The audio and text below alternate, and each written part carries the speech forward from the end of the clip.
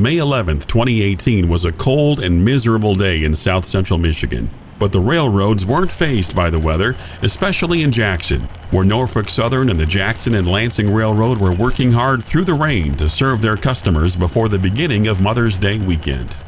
The Adrian and Blissfield Railroad is a holding company that operates 5 short-line railroads in the southern lower peninsula of Michigan. One of the railroads the A&B operates is called the Jackson and Lansing Railroad, which operates between the two namesake cities in Jackson and Ingham counties. This was quite an unusual occurrence, as trains typically operate on the line in the middle of the night. It had been over a year since we had the opportunity to record the Jackson and Lansing operating in the daylight, and keeping up with tradition, the weather was less than ideal for recording trains. Jackson and Lansing's train JL1 was waiting in the yard to receive clearance from train director RSK to proceed out of the yard to CP75 on the Amtrak Michigan line, where it would then take the Lansing secondary to Holt, Michigan. However, Amtrak Wolverine Service Train 352 was nearby, and the train director decided to hold the Jackson and Lansing Railroad until Amtrak had cleared Jackson. While waiting for Amtrak to arrive in Jackson, we watched as Norfolk Southern local freight train B16 departed the yard for OmniSource and Gerdau Max Steel. This train can be seen operating Monday through Friday in Jackson and serves several customers on the Cincinnati Northern Branch south of town.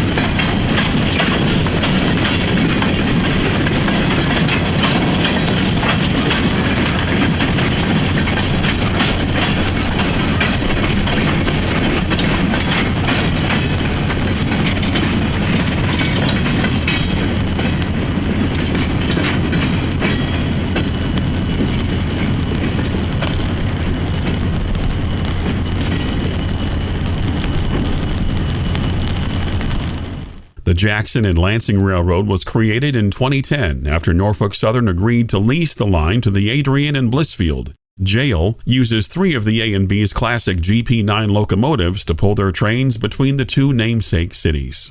GP9 number 1751 was one of the first locomotives used by the Adrian and Blissfield when they took over operations from the Lenawee County Railroad in late 1990. It was moved to the company's Jackson and Lansing line in 2016 to supply additional horsepower on the long, heavy-loaded steel coil trains that the JL operates between Jackson and Holt. It's also used in case one of the other GP9s is down for repairs. On this day, we had our first opportunity to capture the 1751 operating on the JL. Having chased this locomotive many times previously on the ADBF in Lenawee County, we were happy to see it in charge of train JL1, which totaled 51 cars in length, bound for RSDC in Holt, Michigan.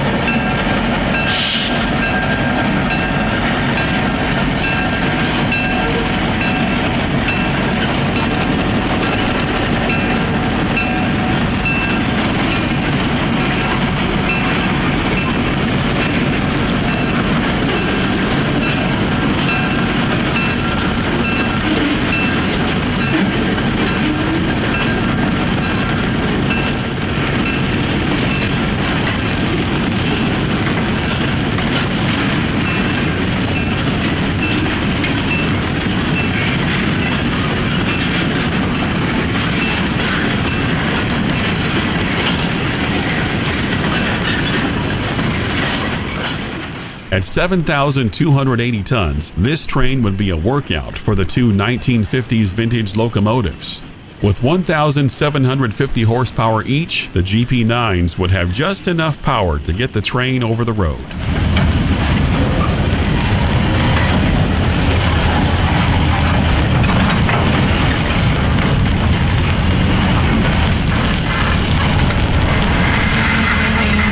At Jackson Station, we would set up to capture the approaching eastbound Wolverine service train number 352.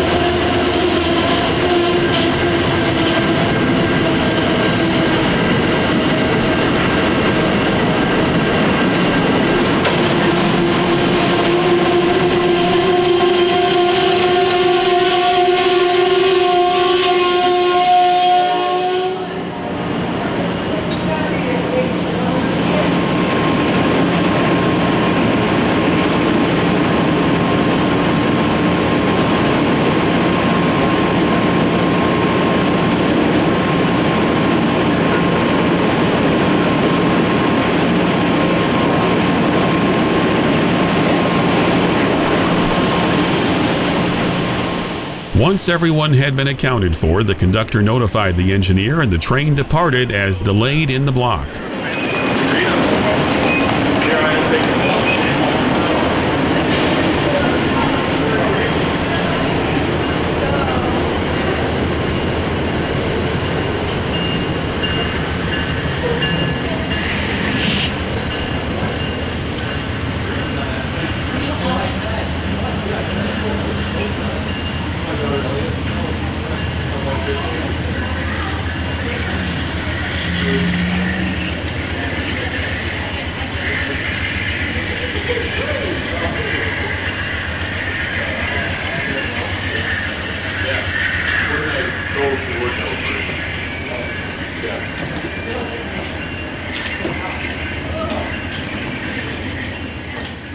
As 352 disappeared from our view, we would take a peek inside the historic Jackson Station and listened as Train Director RSK gave Train JL1 permission from the yard lead to the crossover at CP75 over Radio Channel 93. JL1 answering EML, over. Alright, here we go again. After stopping with the lead engine ADBF 1751-1751, CP75. 75, you have authority to pass signal displaying stop indication and proceed westward, Jackson Yard lead to the Lansing secondary, over. Train JL1, engine ADBF 1751, after stopping at the signal displaying stop indication at CP75, we have authority to pass the signal displaying stop indication in a westward direction from Jackson Yard lead to the Lansing secondary, over. That is correct, over. GL1, roger. It's hard to believe that scenes like this were once an everyday occurrence on the former Michigan Central Railroad, with lightning stripe GP9s on most road trains in the 1950s and 60s. To see such a sight like this in 2018 was truly mesmerizing and wasn't taken for granted by the local rail fans who never imagined the Lansing secondary would see revival under short line ownership over a decade ago. Under the jail, the Lansing secondary has seen traffic more than double since the company took over operations from Norfolk Southern in 2010.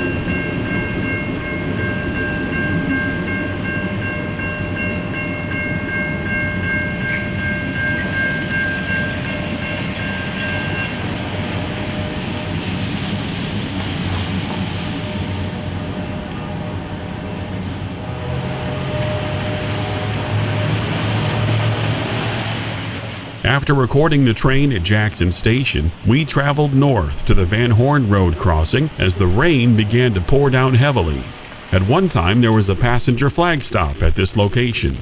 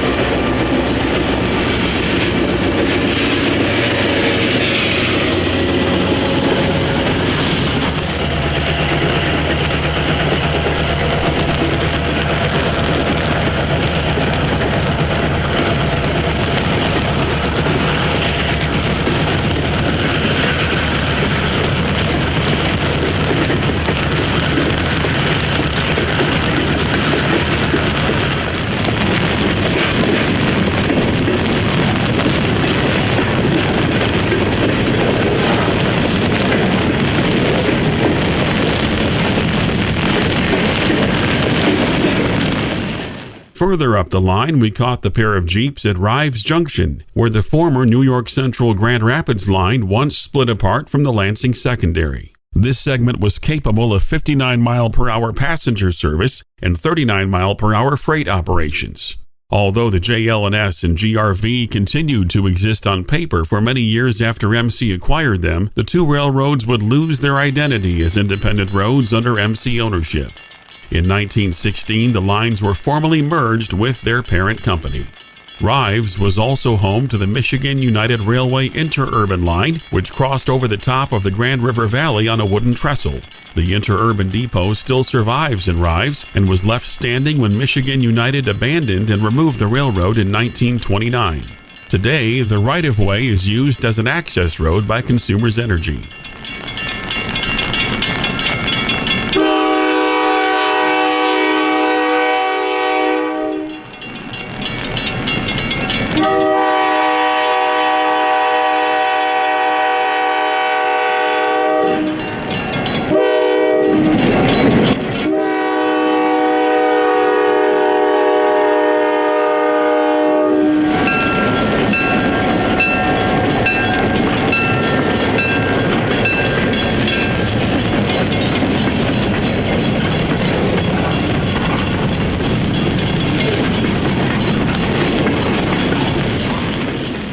The history of this successful short line has deep roots going back to the Civil War era.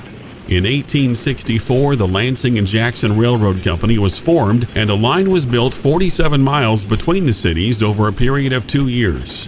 In 1867, the company purchased the Amboy, Lansing, and Travers Bay Railway, which operated between Lansing and Owasso.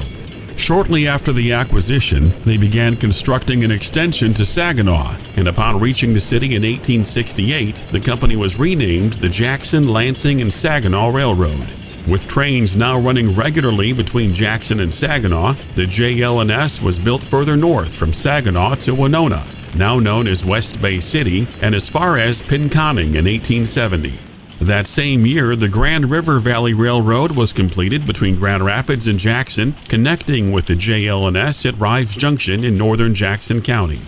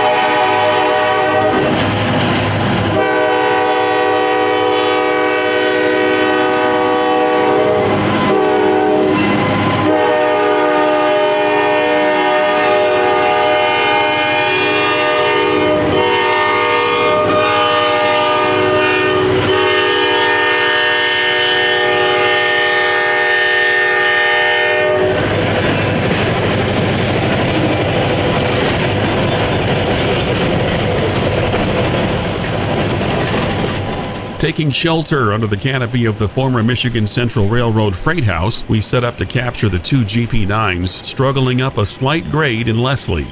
The two old girls were giving it all they had as the train slowly made its way through the small rural community.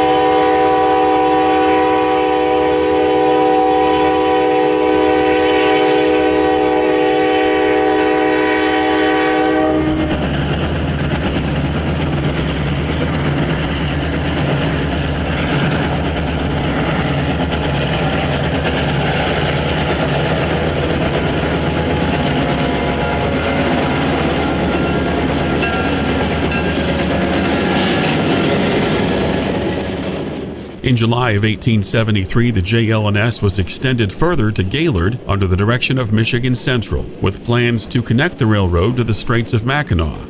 By this time, the JL&S had become one of the longest railroads in the state of Michigan.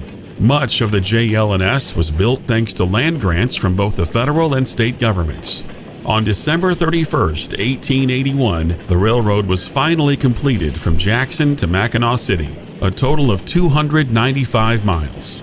It was one of only two railroads to reach the Straits of Mackinac from the Lower Peninsula, providing its parent company with a connection to the Upper Peninsula by way of the Mackinac Transportation Company, a car ferry service that operated between Mackinac City and St. Ignace.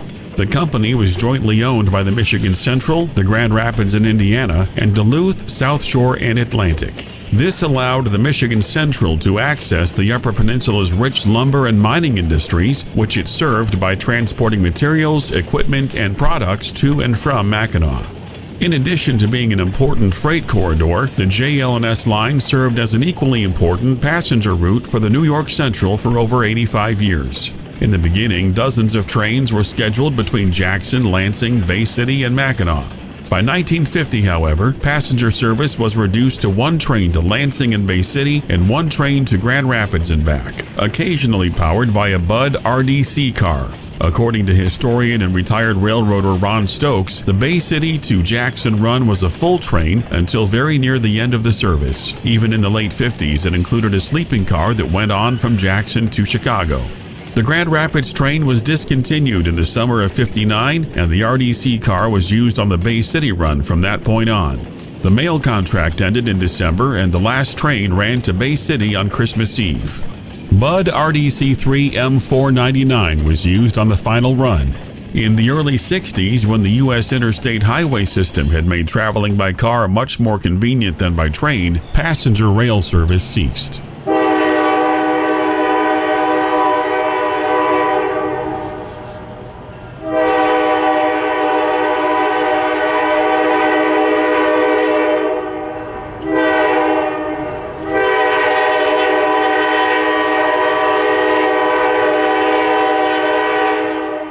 As the train approaches Mason, we watch from a distance as the two locomotives are seen crossing the S-curve at Elm Street. This was the last time we caught train JL1 on the 11th, but we would have another chance to chase the Jackson and Lansing Railroad on Mother's Day, while making a southbound return trip to Jackson with the empty coil cars in the daylight.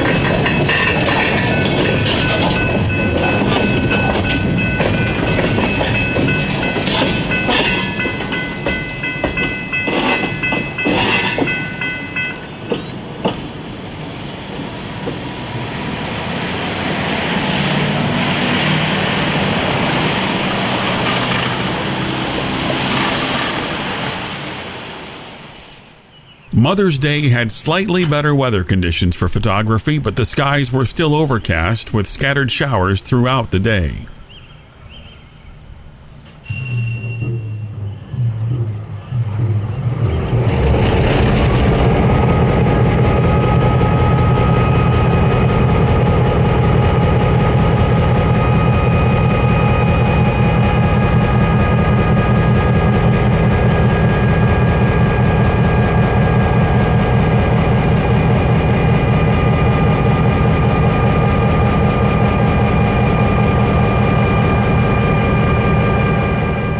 Leading the train south that day was 80 BF GP9 number 1758, which was built in 1955 for the Pennsylvania Railroad. The 1758 had been operating on the jail since its first day of operation in 2010.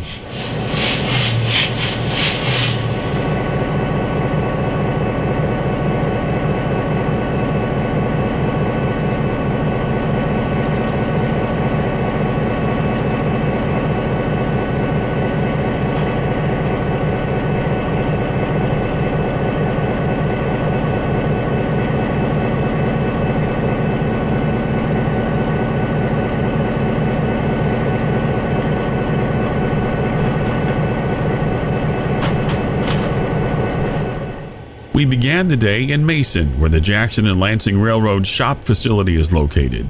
At the throttle of the locomotive was Phil Hensley, the former superintendent of the jail. Together, Hensley and his conductor would tie onto 4 steel coil cars in the siding at Mason for delivery at RSDC in Holt.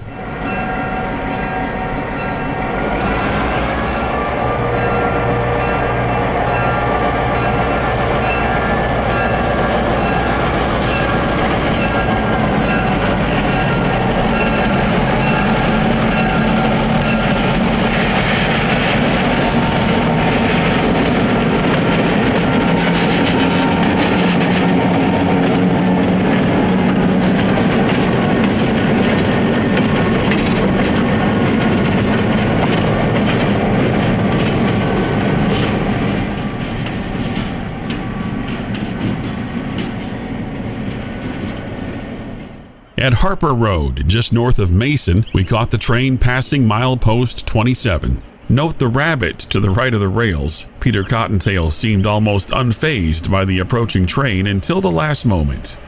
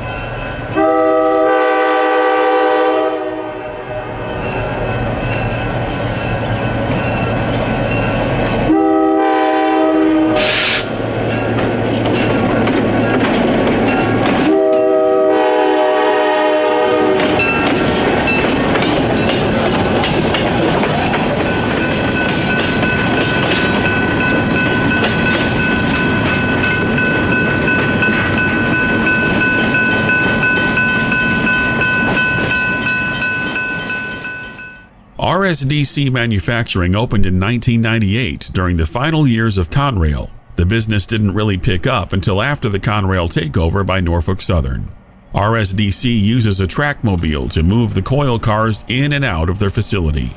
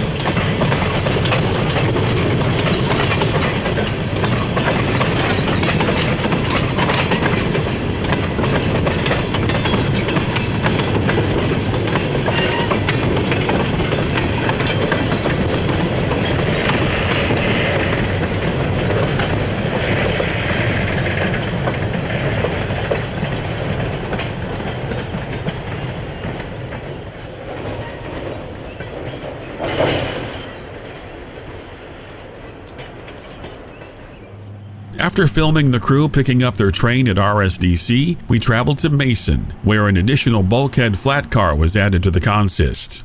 We set up our cameras outside the Michigan Central Depot at West Columbia Street while also hovering above with an aerial drone.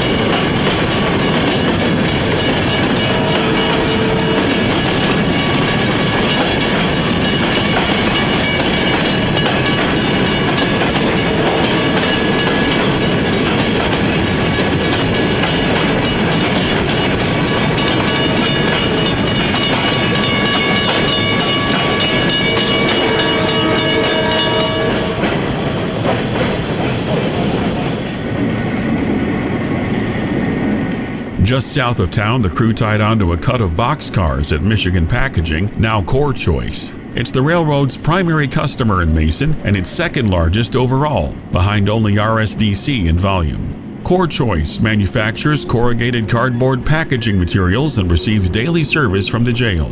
The Andersons transloads corn oil next to the railroad's engine house downtown and petroleum products on the transload track next to Core Choice. Occasionally, Schaefer Ready Mix receives a car or two of sand on the same track.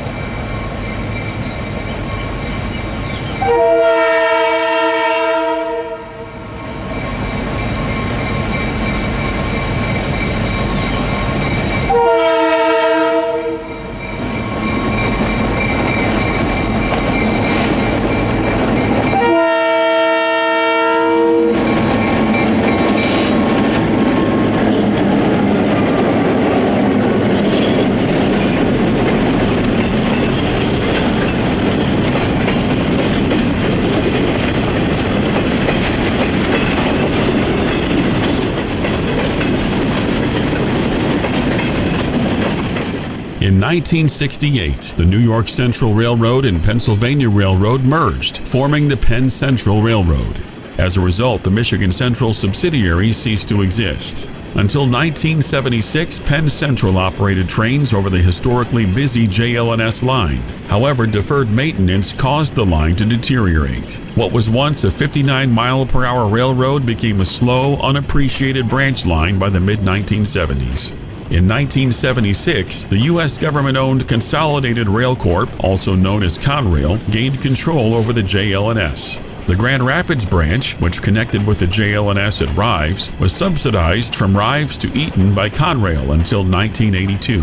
At that time, a short-line hauler by the name of the Kent-Berry and Eaton Connecting Railway maintained ownership from Grand Rapids to Vermontville, Michigan, but was completely abandoned on October 15, 1983 due to a serious decline in business. Prior to abandonment, the rails deteriorated to the point of having a 10-mile-per-hour limit imposed, and Conrail crews had difficulty maintaining even that speed. Today, the only portion that remains is located in Charlotte, which is now owned by the Adrian and Blissfield under the subsidiary line, the Charlotte Southern. The rather short Charlotte Southern, reporting mark CHS, operates a monthly dinner train and hosts special events. In the wake of the COVID-19 pandemic, however, the Old Road dinner train has been idled. Previously, A&B's Lapeer Industrial Crew handled this train when needed.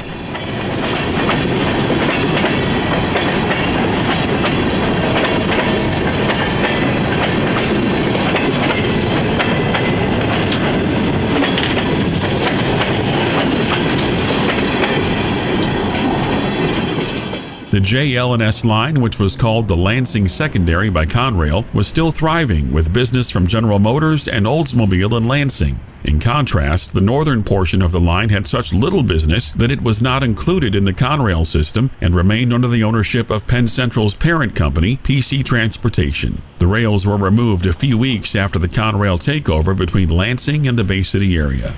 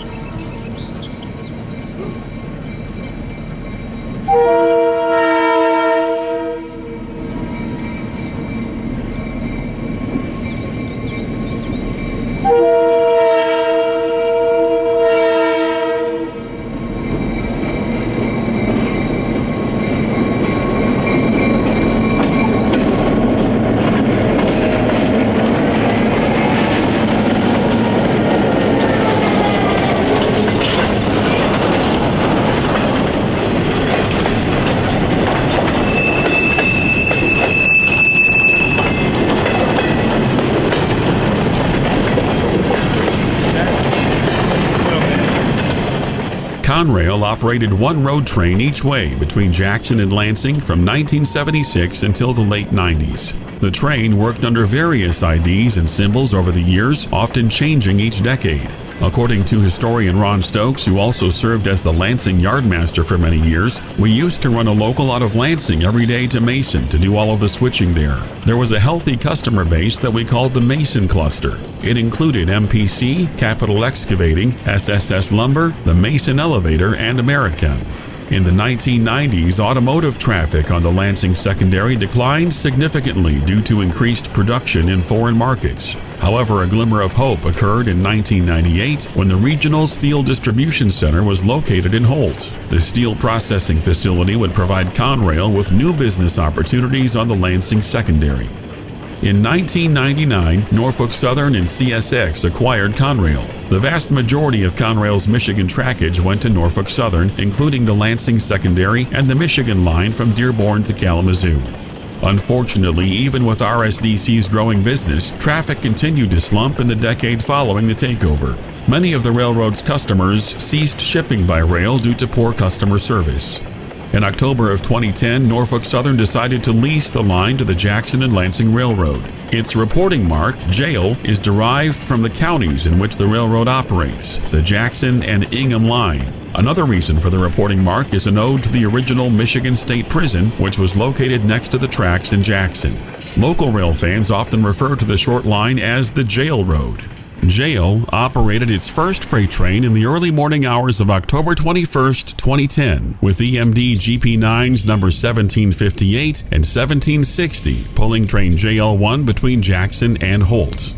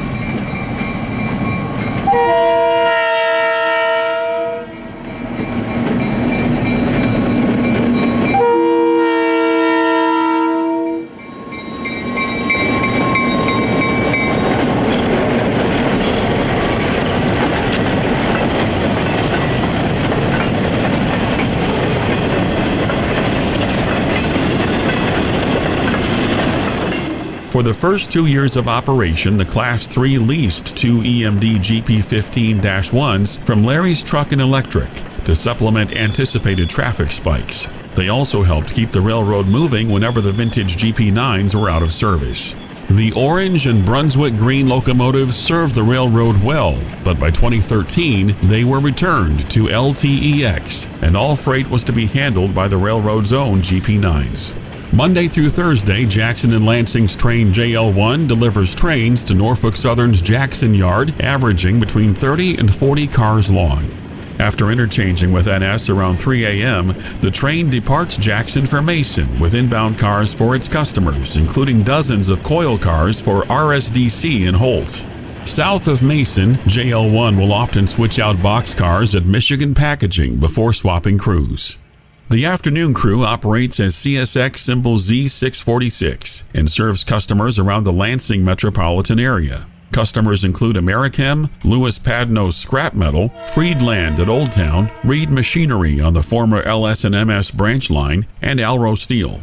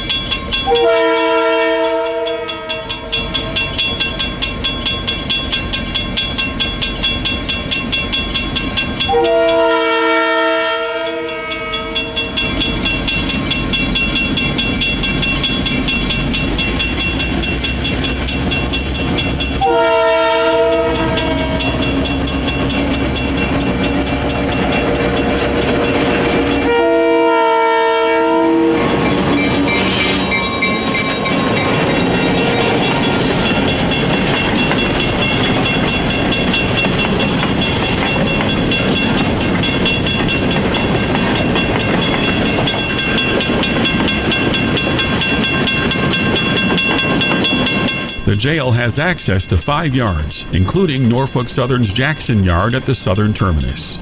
On the south side of Lansing, jail occupies South Yard, and on the north side, the much larger Saginaw Yard. The short line interchanges with CSX at Ensel Yard several times per week, along with Canadian National at New Hollow Yard on the south end of the Lansing Belt. With the jail having 3 Class 1 connections, it provides a variety of shipping options for the railroad's customers.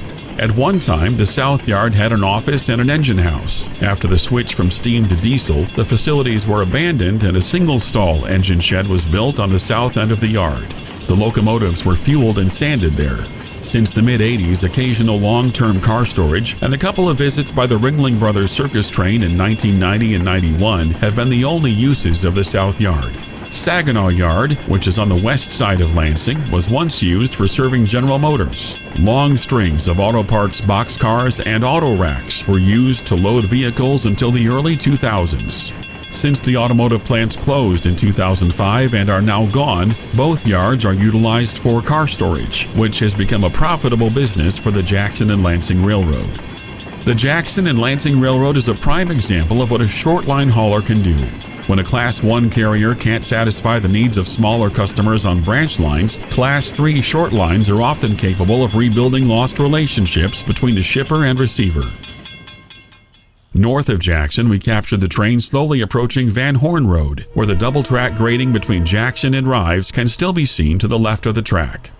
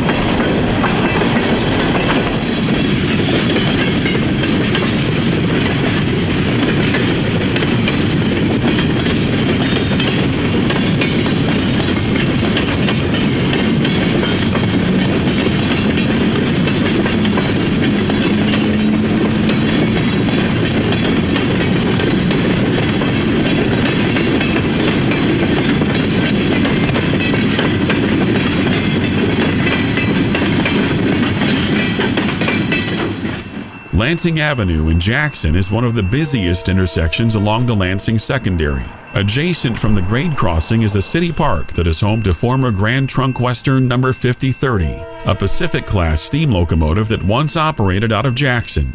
In 2021, it was announced that the locomotive was sold by the city of Jackson to the Colebrook Railroad of Pennsylvania, which plans to restore the locomotive to operation.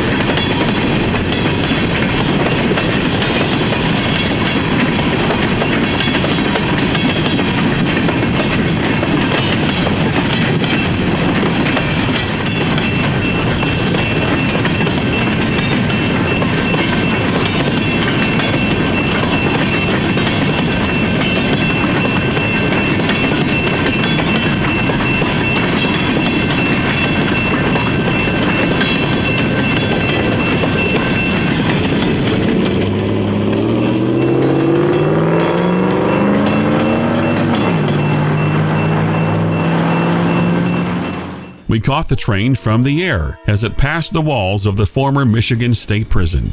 The first permanent structure seen here was constructed in Jackson in 1842. In 1926, the prison was relocated to a new building and soon became the largest walled prison in the world, with nearly 6,000 inmates. The Southern Michigan Correctional Facility, known as JMF, was closed on November 17, 2007. After JMF was closed, much of the prison grounds remain open as the G. Robert Cotton Correctional Facility. The original 1842 site was used as a Michigan National Guard armory for some time and now houses residential apartments as well as several art galleries and a bicycle cooperative.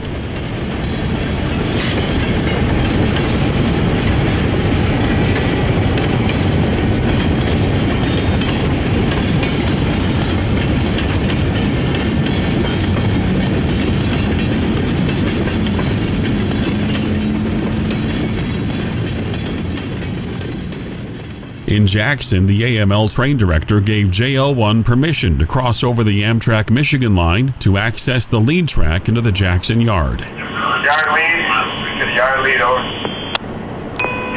JL1 with the ADBF 1758 after stopping CP75 has authority to pass the signal displaying a stop indication from the Lansing secondary to the Jackson yard lead in an east direction. Over. Correct, over. Okay, thank you very much. We'll give you a shout when we are ready to head back home. Over. Copy, over.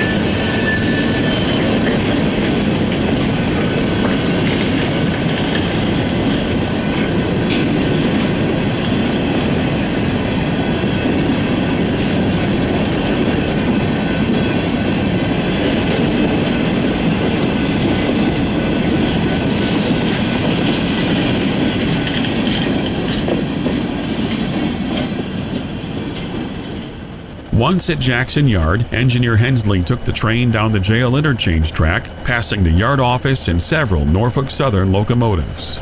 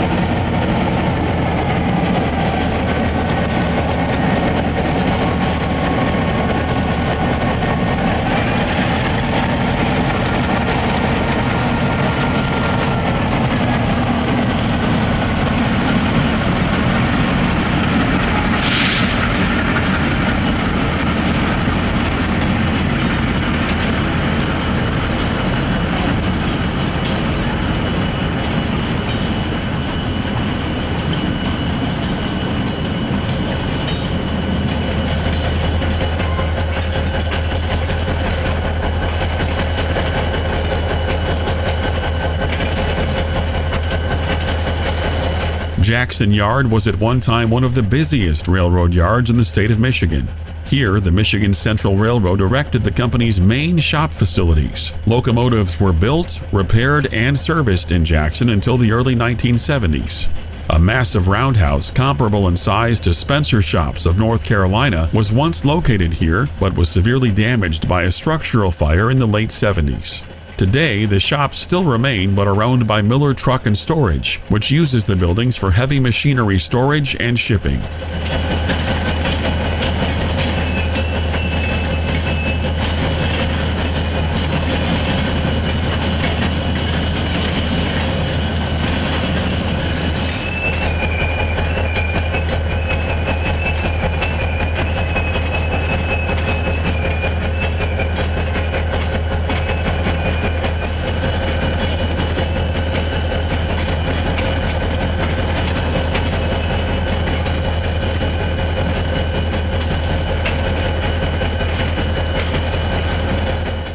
After dropping off the train for Norfolk Southern, the two locomotives traveled back to Mason as light power.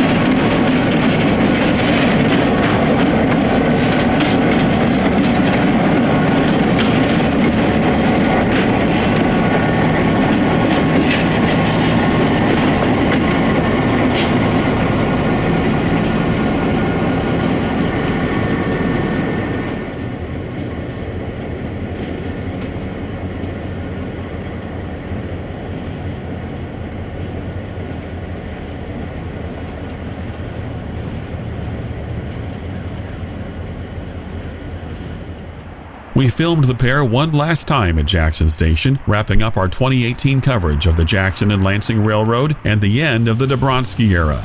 In August of 2021, the Adrian and Blissfield Railroad Company and its subsidiaries were sold to Transportation Holdings, LLC. Led by Christopher Bagwell, formerly of the Great Lakes Central Railroad, the new owners plan to expand the company's business on the Jackson and Lansing Railroad and enhance customer service.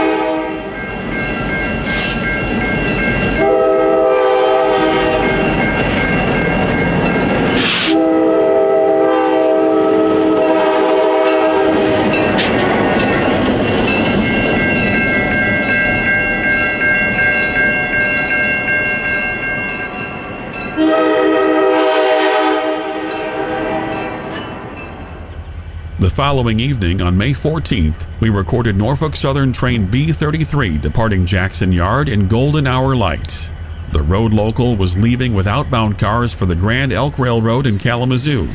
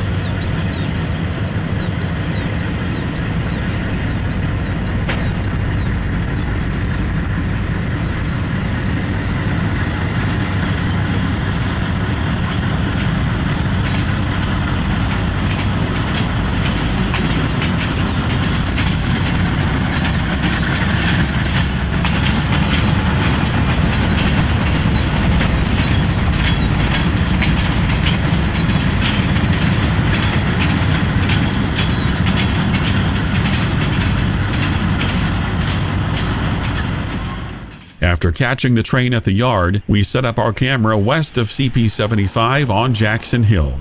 Leading the train that night was C40-8W number 8360, an ex-Conrail unit that was equipped with a K5 horn instead of the traditional Leslie. The locomotive was retired by NS and sold to Progress Rail for scrap in December of 2019.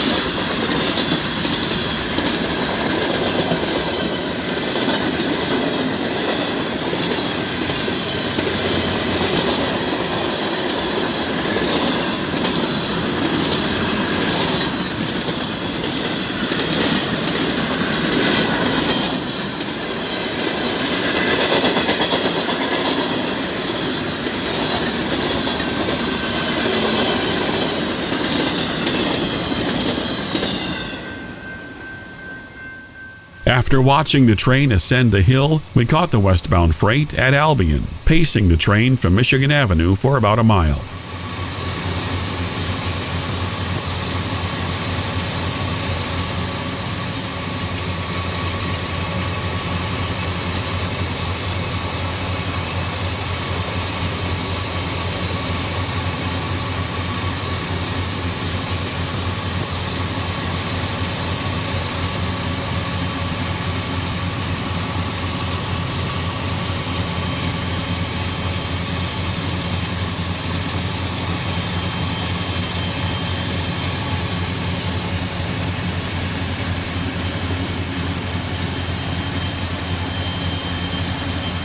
As the sun disappeared below the horizon, we captured the B-33 at Marshall, Michigan as it made its way west.